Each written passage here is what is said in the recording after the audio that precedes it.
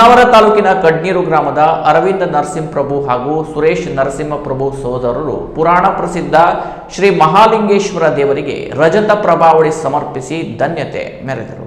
ಸುಮಾರು 3 ಲಕ್ಷ ರೂಪಾಯಿ ಮೌಲ್ಯದ ರಜತ ಪ್ರಭಾವಳಿಯನ್ನು ಅರ್ಚಕರಾದ ವಿ.ಟಿ. ಭಟ್ ಅವರ ಮೂಲಕ ದೇವರಿಗೆ ಸಮರ್ಪಿಸಲಾಯಿತು.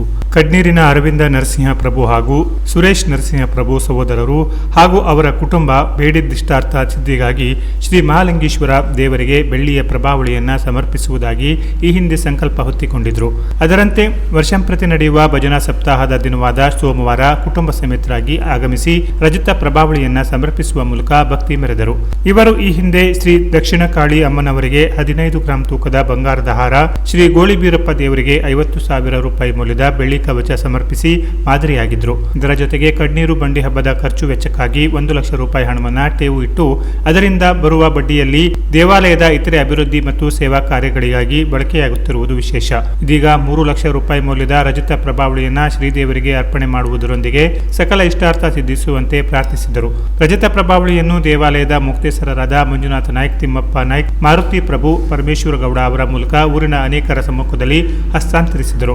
ಈ ವೇಳೆ ಅರವಿಂದ ಪ್ರಭು ಅವರ ಪತ್ನಿ ಅನಿತಾ ಅರವಿಂದ ಪ್ರಭು, ಸುರೇಶ್ ಪ್ರಭು ಅವರ ಪತ್ನಿ ಸುನಿತಾ ಪ್ರಭು, ಪುತ್ರ ಅಮಿತ್ ಪ್ರಭು, ಕಾರ್ಯದರ್ಶಿ ಪ್ರವೀಣ್ ನಾರಾಯಣ ನಾಯ್ಕ್ ಸೇರಿ ಅನೇಕರು ಪಾಲ್ಗೊಂಡಿದ್ದರು.